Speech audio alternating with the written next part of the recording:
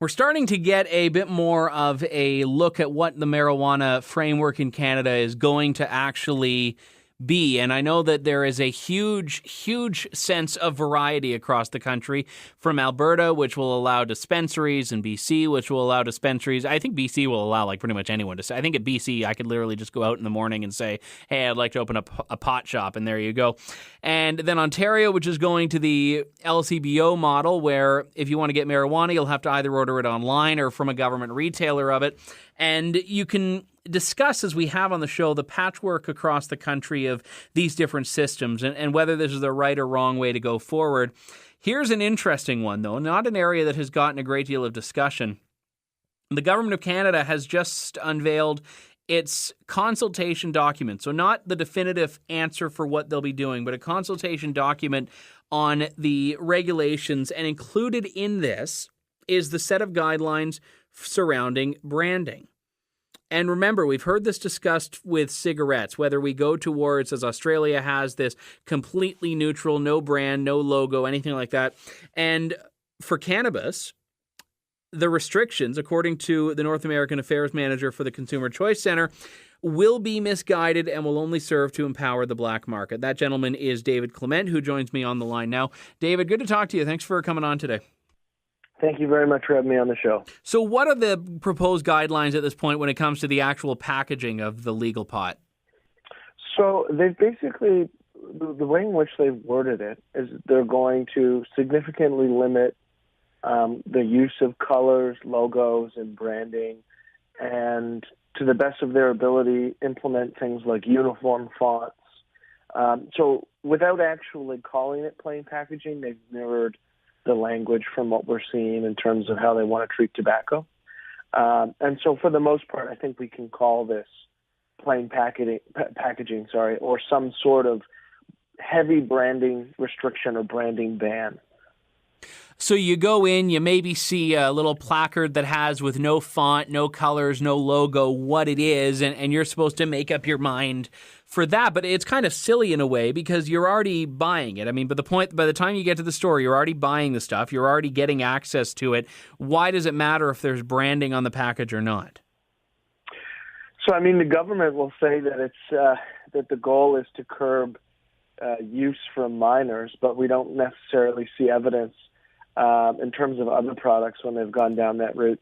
I think the really important thing to notice here is that many consumers or new consumers are going to be really unaware about what is available to them, the difference between different strains of cannabis. So like most people won't realize that just like there are different types of beer, so ale, lager, stout, etc., there are also different forms of cannabis.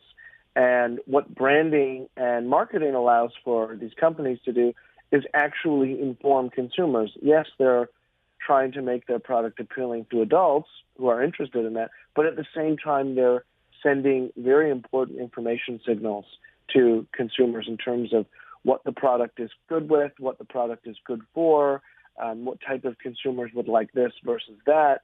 And so it's really a disservice to consumers because it's eliminating something that can share so much information. You've said that the restrictions will empower and embolden the black market. How is that? Well, the more we limit branding, and we see this with tobacco, the more we limit branding, the easier it is for criminal actors to package up what they have to sell as legal goods, right? So the more think of it almost like currency, right? If we had blanket currency, it would be easy to fake or to create counterfeit currency. And when we have blanket branding, it becomes easier to create counterfeit goods.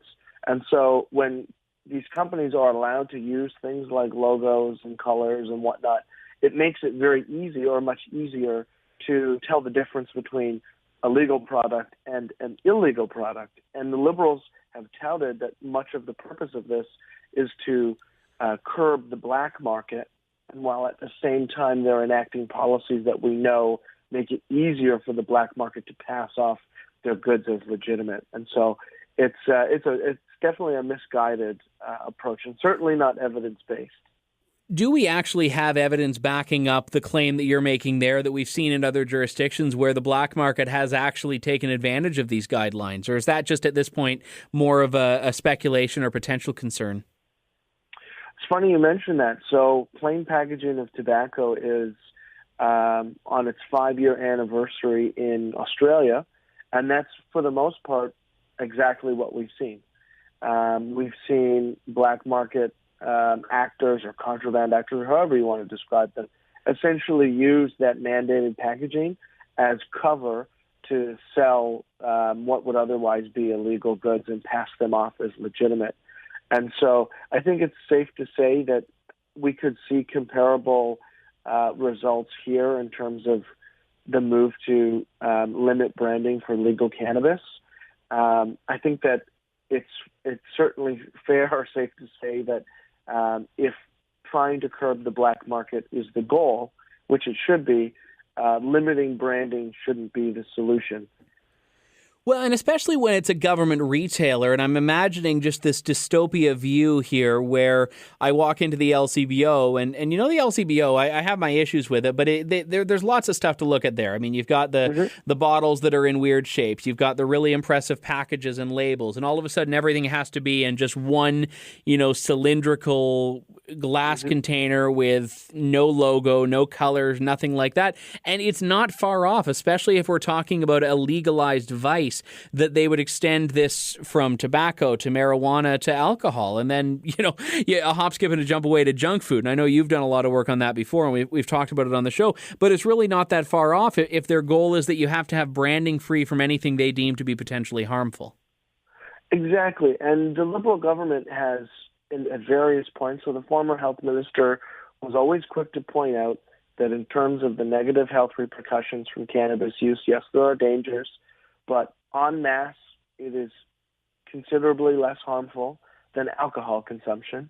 And so that begs the question, why on earth are we going down this route of heavy restrictions, branding bans, personal use limitations, all of these other added steps that we don't have for alcohol?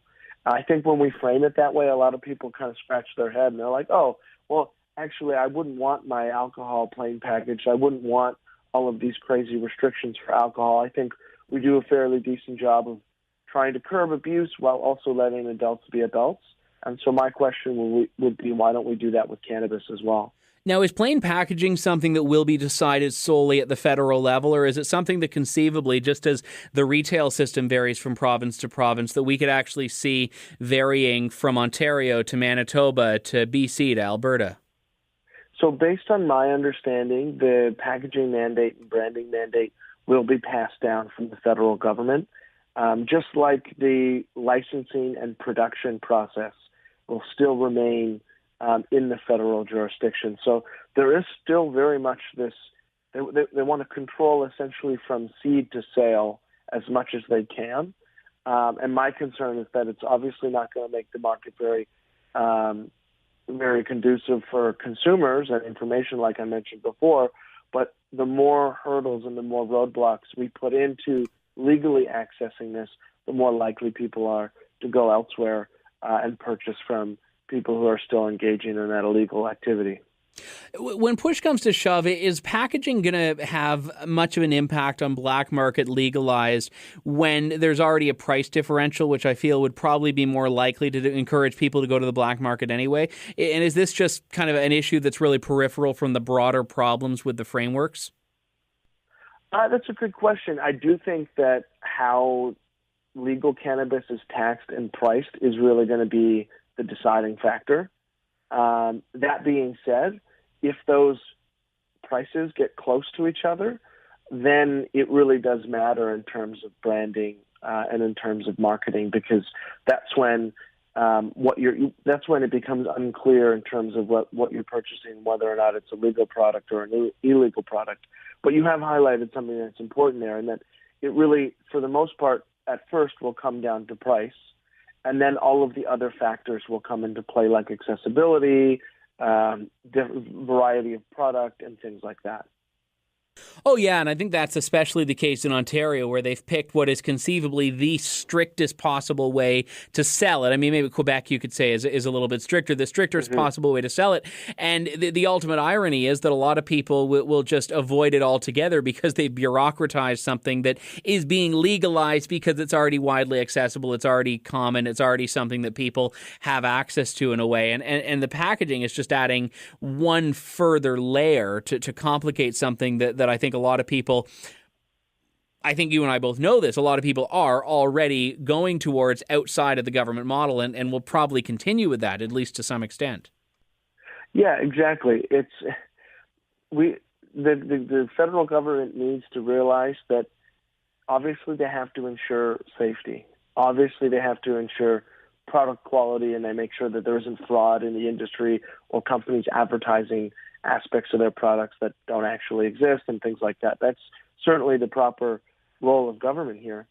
But the more they move beyond that, the more likely people are to just phone up whoever they've been using or whoever they've been purchasing from for the past X amount of years, rather than actually make the switch over to the legal market. And so they really need to embrace the fact that it is accessible now. We're legalizing because it is accessible now, and people are buying from the black market. And in the most kind of blunt terms possible, the legal market has to outcompete with the black market. And my worry is that when we add in all these restrictions, whether or not that's going to be a success becomes a little less clear every day. Yeah, and if you are a black market drug dealer, make sure you use neutral packaging, because if they aren't going to go after you for selling the drugs illicitly, they are going to go after you for the packaging laws. There you go. David Clement joining us on the line, North American Affairs Manager for the Consumer Choice Center. It's good to talk to you, David. Thanks for coming on. Thanks so much for having me on the show. It is absolutely my pleasure. When we come back in a couple of moments, more of the Andrew Lawton Show here on Global News Radio 980 CFPL.